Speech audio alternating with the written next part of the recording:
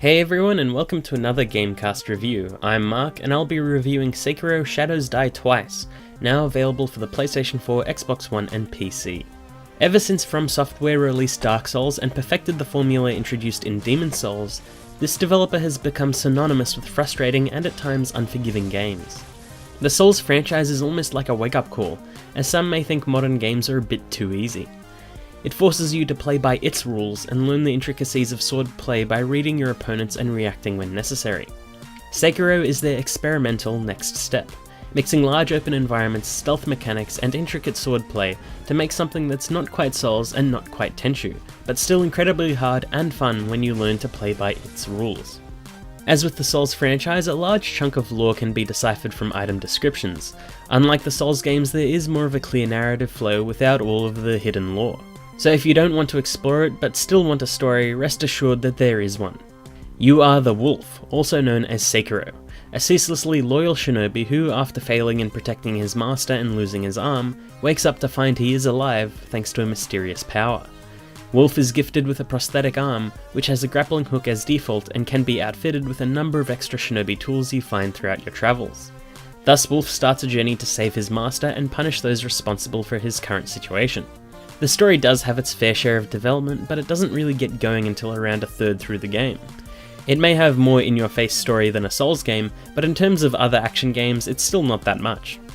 You'll notice immediately that Sekiro's environments are a lot more open than the Souls series, combining verticality and wide open spaces to create fun little sandboxes for you to explore. The path to progress isn't always clear-cut, and the environment wants to be explored. To do this, you'll need to make use of your shinobi skills, as these new areas are filled with enemy soldiers, bosses, and the occasional evil rooster. You need to approach this game differently to a Souls title. Stealth is key in most areas, and one eagle-eyed soldier can spell doom for you as he calls all his buddies to help him out. Fortunately, you have a number of traversal abilities that help you get in and out of precarious situations rather easily. When you're not jumping and sneaking around as a master of stealth shinobi, then you're most likely playing hide the sword with your opponents. Which early on the enemies were much better than me, but since then I've played hide the sword with a samurai, an ogre, and even a giant snake. Combat is a very delicate ballet of blows. You might be tempted to run away from a fight and use classic Souls tactics of perfectly timed strikes in enemies' blind spots to prevail, but that doesn't make the game exciting. Sure, you can be taken down in just a handful of blows, and the new posture system, which is basically how durable your defense is, may be a little weird at first. But it's worth charging headfirst into danger. See, Sekiro spends most of its campaign teaching you to be just as aggressive as your opponent, striking when you get the chance and blocking or parrying incoming attacks, rather than dodging them outright. It's all about breaking your opponent's posture and delivering a death blow. You can finish most boss battles with barely dealing any real vitality damage to your opponent. It's all about the posture. The lower their health, the slower their posture will recover, which also applies to you. Perfectly parrying a strike increases their posture, and keeping up the pressure will eventually lead to that all-important final blow. It's about learning a new way to play these games. Much like how Dark Souls is about blocking and being patient, and Bloodborne was about dodging and retaliation, Sekiro is about constant pressure and split-second reflexes. The bosses make this very clear, as when you play the game by its rules, each encounter is a heart-pounding melee, sparks flying, arms flailing, and in some cases, some terrifying developments. Even the mid-bosses put up incredible challenges, which is why I love that in most cases you can sneak up on them or even avoid them altogether. Your prosthetics are also key to keeping this up too. Each has a very specific use, such as the axe breaking opponents' shields or the flame vent setting enemies on fire, but they do have great versatility when you delve deeper. An upgraded shuriken can pause an enemy for a few seconds, keeping up the pressure while you gain a little breathing room. The firecracker can startle animals and make most other enemies and bosses flinch, giving you a free hit. The axe deals a lot of posture damage, and when you gain a number of skills, you can incorporate the prosthetics into your combos. But by far the greatest tool in your arsenal is the ability to pause the game, which feels like magic in a game like this. Sekiro may be incredibly difficult, and works on a trial and error gameplay system like the Souls series, but it's not without its leniencies. For example, one of the major draws in Sekiro is the ability to revive immediately upon death. This can be used to stay in the fight and make a speedy escape, or sneak up on foes once they believe you are truly down for the count.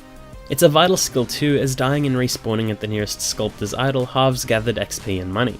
It also carries the chance of Dragon Rot, which is an annoying affliction that can lock out a few NPC quests and dialogues, as well as lower the chances of respawning without penalty. I was terrified of resurrecting and respawning early on, but as the game progressed I saw it as just another tool in my Shinobi arsenal that can help me overcome some of the bigger challenges or mistakes.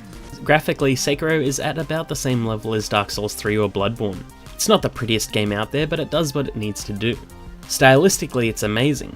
The Souls games were always incredibly dark and atmospheric, grim fantasy tales come to life.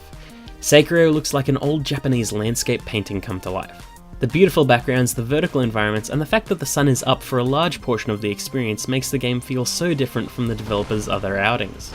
It might be hard to find the correct path at times, but most of the fun of Sekiro is journeying into the unknown. Character models are well detailed too, and some of the more mystical enemies and bosses are incredibly well designed, and the parry animations are amazing. Unfortunately, the game also has FromSoftware's common technical faults. Frame rate during exploration and combat is a big issue. Delayed inputs when things get hectic stressed me out, and the lock-on enemy tracking is messy on very mobile enemies and huge screen-filling beasts. Some of these can be fixed through patches, but looking at From's track record, I wouldn't hold my breath on it being fixed completely. The soundtrack sets the tone perfectly, and the sound effects when parrying, slicing, or hiding a sword are sufficiently brutal. The Japanese voice acting is great, and the English is mostly good, if a little over the top at times. My name is Kyobu Masataka Oniwa! It's good, painful fun, in almost the same way as any of the Souls games. It's an experience not meant for everyone, but loved by those that learn from it and master it. It's a fantastic shift in focus for FromSoftware, and while it carries similar systems, it feels vastly different. I enjoyed my time with the game, even though it was so incredibly stressful. The sense of accomplishment and the ballet of deflecting blows just made me love it all the more. If this sounds like your kind of game, then it's definitely worth a buy. I hope you enjoyed that video. Please don't forget to like and subscribe, and please let us know what you thought of Sekiro in the comments below. Until next time, bye!